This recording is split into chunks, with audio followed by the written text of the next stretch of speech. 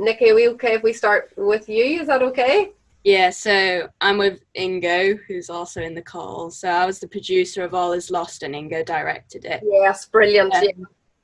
Ingo wrote the script for the film, and it's a dystopian about, like, the synopsis is, at the end of a long war, a minister of a defeated nation questions his loyalty to the regime. And it's got no dialogue in it, and it's about a single character just kind of going through like conflicts between whether he follows his superiors and does what they want him to do, or he decides to go against it and kind of go to his family that he's been like longing for a while.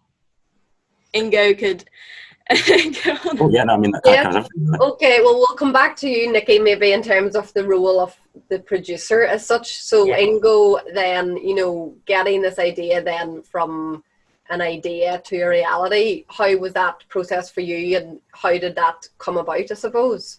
Yeah, so it was relatively complicated, as these things are normally, but it was about 2 years from the time when I wrote the script to when the film was finished. And it involved about 25 people in various different roles at different points.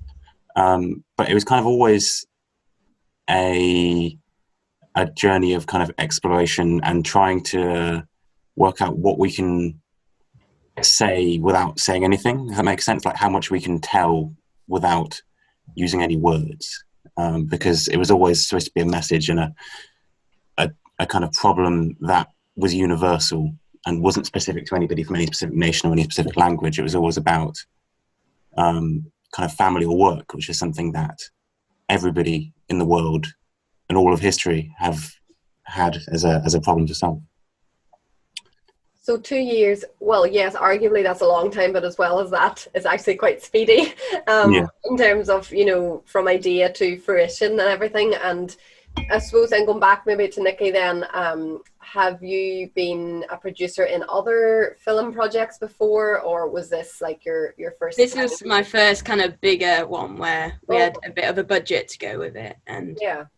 So how did that go? What were the ups and downs of that? I suppose just the challenge of being the producer, because I know you would be pulling it all together, and dealing with all of the triumphs, but also all of the problems. Yeah, it was good, like working with Ingo, because there was a lot of creative conflict. Like, conflict isn't always bad, but by bouncing off each other, we managed to make the best we could of it. Yeah. And it was lovely, like working with loads of different people and like getting to know them. And then it was just really satisfying coming together as a team, and like everyone was on the same page, everyone putting all the effort in they could, and it was just quite enjoyable. I don't think there was any terrible moments that happened. It went quite smoothly. Obviously, in some departments there was a little bit of conflict, but we managed to kind of get past it without like too much going down the drain. Good. So you may and you will be able to work together again, hopefully. That's the plan. That's the plan. Great. No, that's brilliant to get that insight. And I mean, what is the plan now for the film? Like, what are your hopes for it in terms of it being exhibited and, reaching the wider audiences?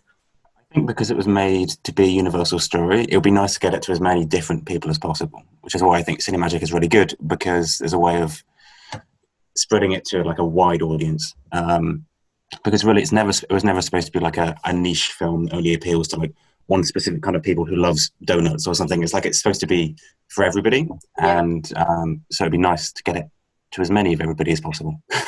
Excellent. Good. Well, we will really do our best in that and promoting it, and as I say, we're going to just really embrace that, and we very much, for everybody's case, are so supportive of emerging talent and supporting young filmmakers, because it's not easy to make your mark, but when the talent is there, like it is with you guys and your work, it's brilliant for us then to be able to shout about it as such. So well done. Thank you. Then over to Sumayyah. Is that how you pronounce your name? Yes, spot on. Good stuff. Well, thank you for joining us, and again, congratulations on being shortlisted. So the same, if you can just introduce your film and tell us a little bit about how it came to be. Okay, how to not get stuff done is literally about that. It's just basically about my procrastination. So for uni, for last term, we basically had to make a film about lockdown. And as we know, we were in lockdown, so we couldn't really go anywhere. So I kind of had to do everything. I'd never really been in a film before. So I think to write something, I kind of just wanted to write what I knew. And at that point, I kind of knew that I was randomly learning instruments at 3 o'clock in the morning, because why not? So I just thought, because in the future I want to go into kind of composing for film. So I thought, let me just make a silly little film about lockdown and make songs that are just so on the nose and about how I feel in the moment. So the main inspiration was that it was coursework, but I never really intended on it going to festivals, because it was just supposed to be just a bit random, really. It was just supposed to be a bit surreal, because that's how lockdown has been for me, really. Brilliant. Well, that's it. And I suppose as well, like, making something about what you know that you can totally throw yourself into, and it's everything that you were thinking and feeling and experiencing, but then, you know, the outlet of film is brilliant. And what better way than film to get that, you know, get that message across. And also it'll be such a great timestamp for the time that we're in, and you know, something so creative as well in terms of you know, using your energy for that. So brilliant. Well, obviously then how not to get stuff done, but you did actually get a film made and got that produced. Well, that's excellent. And is music and film music something in particular you're very much interested in? Yeah, I definitely wanted to go into doing that potentially for my master's. So I just have sheer panic of having to fill most of my time with trying to compose projects in this last year, because it's obviously my third year now and everything's up in the air. So I kind of wanted to make at least something in second year that combined music and film.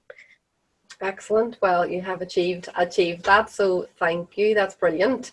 Thanks so much. Carmelo, you are very welcome. Hello. Thank you for joining us. Thank you. Well Thank done you. on being shortlisted too. So can you introduce your film and tell us a little bit of the A to Z of making it? Yeah, I'm Carmelo, and I wrote, directed, and starred in The Interrogation of Mr. Wesler. I basically wrote this not intending this to be made into a film. I tend to write in my free time from time to time, and I've got a film buddy who is the director and film producer on a lot of independent shorts for YouTube and stuff.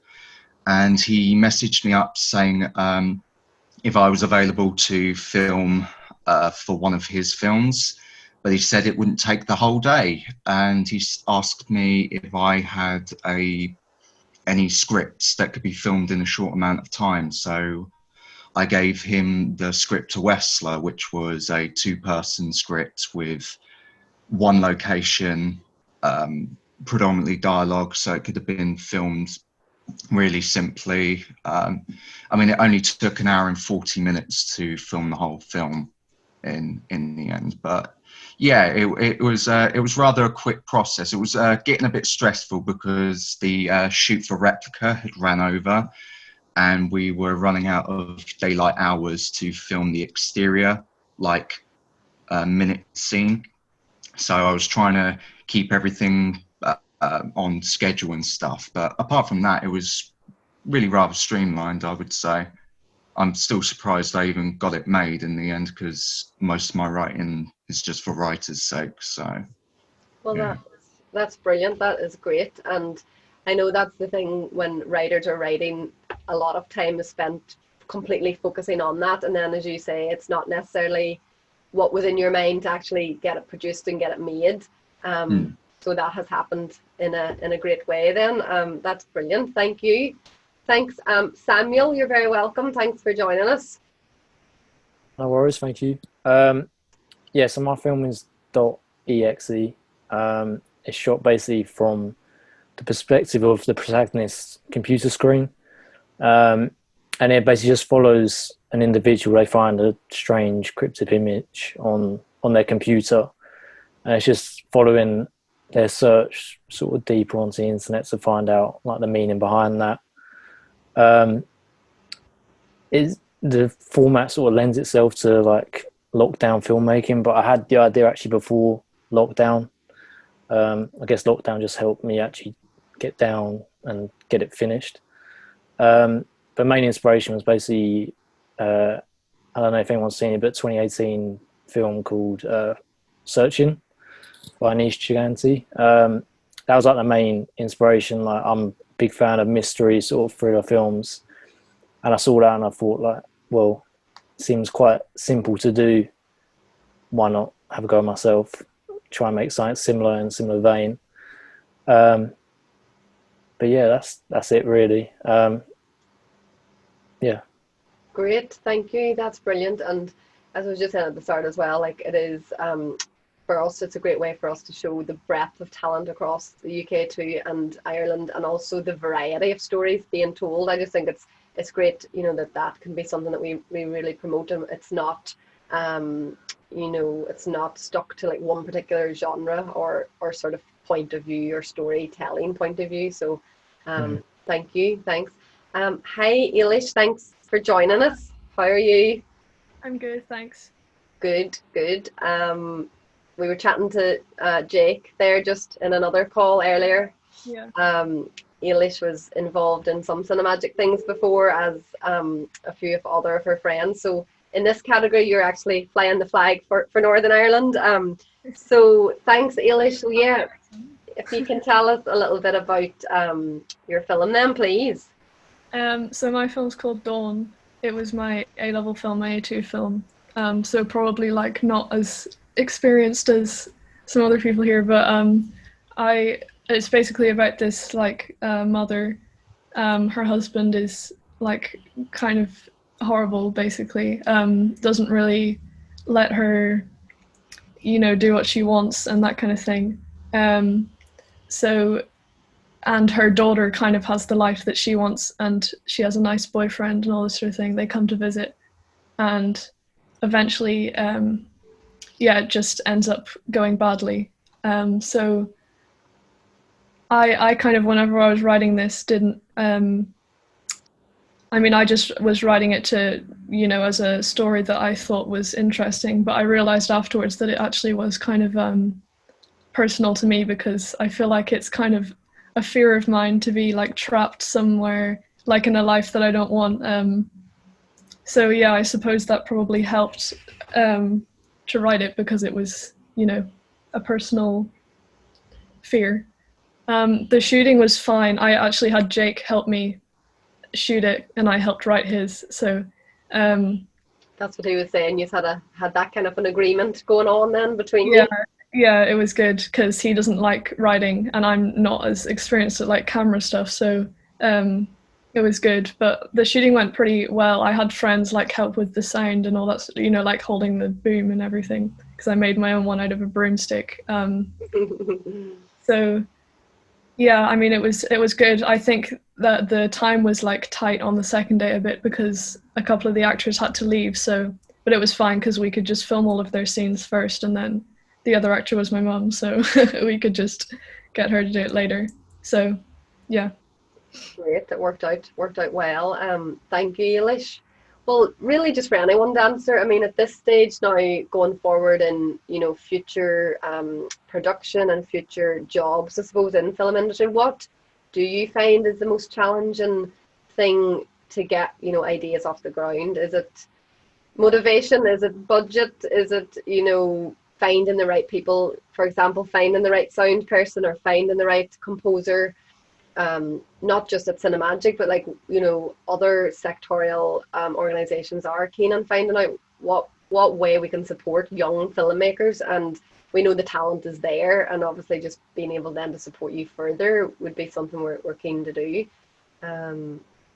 What do you find is the most challenging thing? I would say, well, I'm quite lucky when it comes to, well, anyone who's in education is quite lucky when they're around other people that do the same course, because obviously I can just go and tell my friends that, oh, we want to make a project. Yeah. So I feel like that's not a struggle, but probably budget would be. just because a lot of, especially when you're maybe at university level, you might be inclined to be like, oh, I'm going to spend all my student finance on this project, and then lo and behold, your student finance is gone. So I think it's about, it can be stressful if you can't find funding, or maybe not even that, just not have the confidence in finding funding. Yeah. Yeah, I would say that that's probably the most stressful thing. And what about things like, you know, marketing and distribution and exhibition? Is that something that you think about when you're developing your projects? You know, is it something that there should be more support around, or, you know, how, I know obviously in terms of entering festivals and all of that is a brilliant way of getting your work out there, but is there something that could support you more in terms of that reaching audiences and exhibiting your work then? Well, I think sorry. That's fine, you go for it. I would say from an educational standpoint, I think to be able to have that be part of your curriculum might be quite handy, to have like an actual unit that's based on just marketing alone. I know we have like different, you can like branch out into producing, but I think just generally everyone that's like doing a film course or something, doing a unit on that. And actually, I suppose it would give you incentive that if you're graded for it, then you might be more inclined. But I think to maybe even from like first year, just get an understanding of like a festival run or something like that. I feel like that would have helped a lot with me, especially up until this point, because I didn't really know all that much about festival runs until now. Yeah, and even the process of submitting films, and if festivals have fees, and even practically things that you need to do around providing your film and having that marketing blurb and all of that sort of stuff, and images and all ready to go. What were you going to say, Ingo?